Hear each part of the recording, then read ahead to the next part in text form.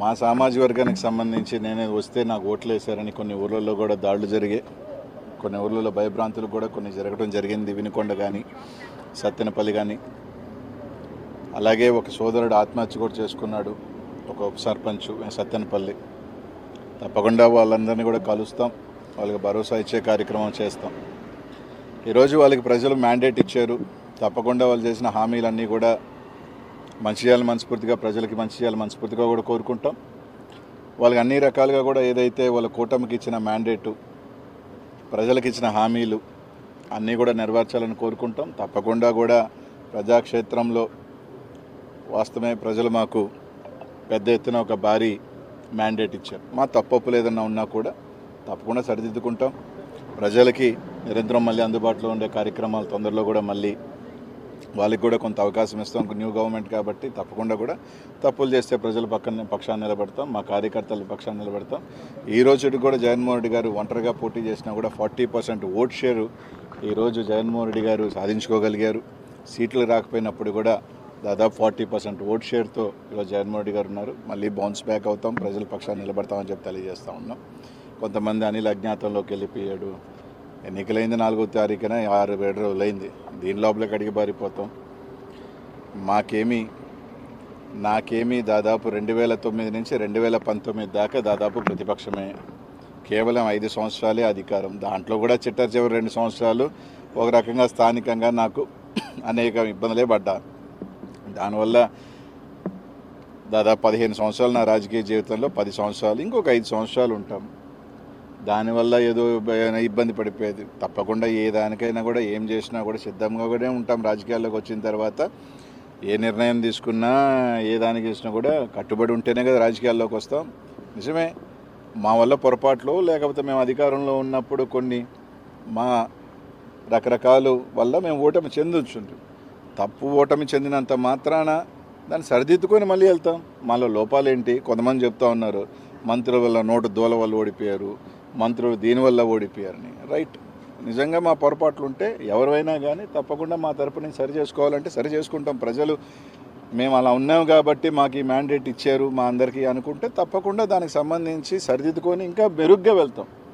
ఒక అపజయం కానీ వస్తే ఆ అపజయంలో నుంచి మనం సరిదిద్దుకొని దీంట్లో ఓహో ఇది పొరపాటు జరిగింది అని చెప్పుకొని గెలుపు దిశగా దాన్ని ముందు తీసుకువెళ్ళే ఆలోచనలో వెళ్తాం తప్ప ఓడిపోయాము కాబట్టి కృంగిపోయి మూల కూర్చునే పరిస్థితి అయితే ఉండదు. తప్పకుండా నా రాజకీయంలో నాకేం ఓటమేం కొత్త కాదు. 29 సంవత్సరాల్లోనే ఓటమిని చూసినా ఎదుర్కొన్నా.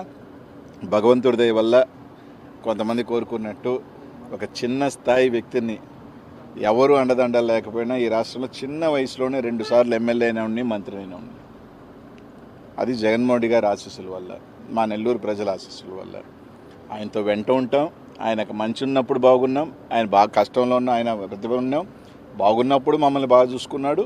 ఈరోజు ఆయన మళ్ళీ కూడా ఆయనతోనే ఉంటాం, ఆయనతోనే నడుస్తాం, కడదాకా కూడా ఆయనతో ప్రయాణం చేస్తాం. ఆయన కష్టాల్లో ఉంటాం, అన్నిట్లో ఉంటాం. మేము ప్రజల పక్షాన ఉంటాం. వాళ్ళు కానీ ఏదైతే హామీలు ఇచ్చారో లేకపోతే ఖచ్చితంగా నిలదీసే కార్యక్రమం కూడా చేస్తాం. కానీ దాంట్లో మాలో లోపాలని సరిదిద్దుకుంటాం. తప్పకుండా కొందరు చెప్పినట్టు మాలో ఏమైనా లోపాలు ఉంటేనే ఏదో ఒక చిన్న ఉంటే తప్పకుండా సరిదిద్దుకొని ఇంకా మెరుగ్గా వచ్చే కార్యక్రమం చేస్తాం.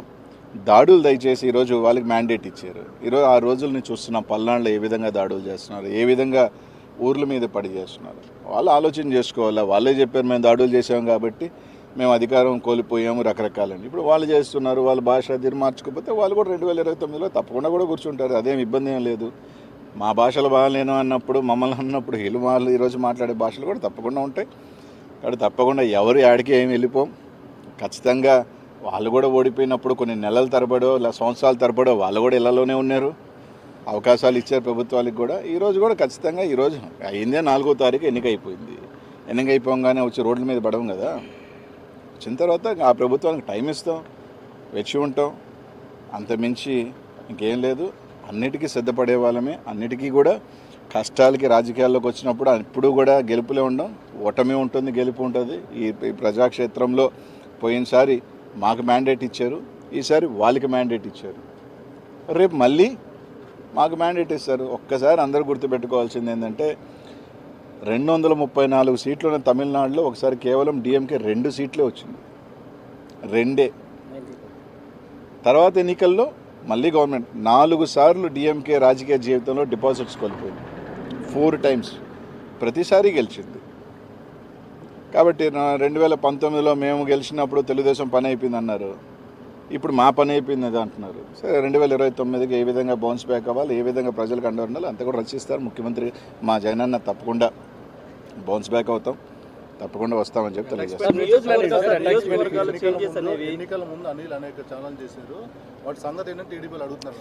ఇప్పుడు ఒకసారి మీరు అందరూ ఆలోచన చేయాలా, నేను ఛాలెంజ్ విసిరాను కానీ ఛాలెంజ్ ఎవరు తీసుకోవాలి. ఎలా ఉంటారు అంటే నేను ఛాలెంజ్ విసిరినమాట వాస్తవమే, నేను ఛాలెంజ్ విసిరినప్పుడు అవతల ఛాలెంజ్ తీసుకొని రైట్ మేము కట్టుబడి ఉన్నాం ఈ ఛాలెంజ్కి అని చెప్పుకుని ఉంటే బాగుండేది. ఎన్నికలు అయిపోయిన తర్వాత అప్పుడు ఛాలెంజ్ చేసేవి కదా అంటే అలా కాదు కదా. నేను ఒక సవాల్ విసిరినప్పుడు ఆ సవాల్ స్వీకరించేవాడు కూడా స్వీకరించుకొని చేస్తుంటే బాగుండేది. రైట్, ఏదో సామెత ఒకటి ఉంది, హనుమాన్ జంక్షన్లో నాకు బాగా నచ్చిన డైలాగు, గెలిచినోడు చెప్తాడు ఓడినోడు వినాలని. ఈరోజు వాళ్ళు చెప్తున్నారు, మేము వింటాం, పర్వాలేదు. ఈరోజు వాళ్ళు ఏదైనా చెప్తున్నారు, రైట్, వాళ్ళు ట్రోల్ చేసుకుంటున్నారు, చేసుకునే అబ్బాయి ఇబ్బంది ఏం లేదు. ట్రోల్ చేసుకునే స్థాయిలో మేము ఉన్నామంటే మేము ఎదిగినట్టే. We are in public, good publicity or bad publicity is a publicity. నియోజకవర్గాల మార్పులు ఓటమిలో ఎంతవరకు ఫ్యాక్టర్కి పనిచేయండి? ఏమీ ఇప్పుడు కాదంటారు అది. పల్నాడులో నాకు 40,000 ఓట్లు ఎమ్మెల్యేల కన్నా ఎక్కువ వచ్చినాయి కదా, అంటే మీ కొరకే కాదు ఓవరాల్ చెప్తున్నా. కాబట్టి అదేం పెద్ద నేను కోరుకోను, ఎందుకంటే ఇంత పెద్ద ఎలక్షన్ దీంట్లో కొన్ని దగ్గరలా చూసుకున్నప్పుడు రకరకాల అనుమానాలు ఉన్నాయి, రకరకాలు ఉన్నాయి. కాబట్టి అదేం పెద్ద ఫ్యాక్టర్ నేను అనుకోను. వేరియస్ రీజన్స్ అన్వేషిస్తూ ఉన్నారు, కొన్ని మాకు తెలుసుకోని కారణాలు, మా నాయకులు కూడా కారణాలు ఎందుకు పోయినాయి, రకరకాల కారణాలని వాళ్ళు అన్వేషిస్తున్నారు, మేము అన్వేషిస్తున్నాం. తప్పకుండా దాన్ని అంతా కూడా ఓవర్ హెడ్ చేసుకొని వాళ్ళు ఇచ్చిన హామీలు కానీ రకరకాలు కానీ ఖచ్చితంగా నిలబడి వాళ్ళు చెప్పిన హామీలు ఉన్నాయి కదా, అవి కూడా ప్రజలకు చేయాలా, చేయకపోతే తప్పకుండా ప్రజాపక్షాన్ని నిలబడతాం. తప్పకుండా ప్రతి ఒక్క కార్యకర్త కూడా జగన్మోహన్ రెడ్డి గారు అండగా ఉంటారు, మేము అందరం కూడా అండగా ఉంటాం. తొందరలోనే దానికి సంబంధించింది కూడా ఇది చేస్తాం. తప్పకుండానే అందరం కూడా ఎప్పుడు కూడా ఏ గవర్నమెంట్కైనా కూడా కొంత టైం అనేది ఇస్తారు, ఎవరైనా కూడా ఒక 6 months 1 year దేనికైనా కూడా స్టార్టింగ్ పీరియడ్ ఉంటుంది, వేచి ఉంటాం. తప్పకుండా వాచ్ చేస్తాం, చూస్తాం, మంచి చేస్తే తప్పకుండా మంచి చేయాలని కోరుకుంటాం. పవన్ కళ్యాణ్ అసెంబ్లీకి గేట్ కూడా తాకనివ్వని నేను అనలేదే, అసెంబ్లీకి పంపించిన అసెంబ్లీకి వెళ్ళడం చెప్పారు. నేను అనలేదే, జనసేన కార్యకర్తలు పెద్ద ఎత్తున మీ మీద ట్రోల్ చేస్తున్నారు. నేను అనలేదన్నమాట. ప్రమాణ స్వీకారం చేసి తప్పకుండా నేను చెప్పేది ఏంటంటే పవన్ కళ్యాణ్ గేట్ దాటలేదు. ఫస్ట్ ఆఫ్ ఆల్ నేను అనలేదు, అది నేను అనలేదు, పక్కన పెట్టుకోండి. రైట్, ఇదే పవన్ కళ్యాణ్ గారు గతంలో ఓడిపోయారు, ఇప్పుడు గెలిచారు, అంతే. దాంట్లో ఏముంది, రేపు అనేది మళ్ళీ ఉంటుంది కదా రాజకీయాల్లో it is cycle.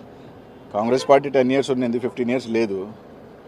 Chandrababu Naidu గారు కూడా 4 సార్లు ఓడిపోయారు, మళ్ళీ వచ్చారు కదా. అలా అని రేపు రాలేదు.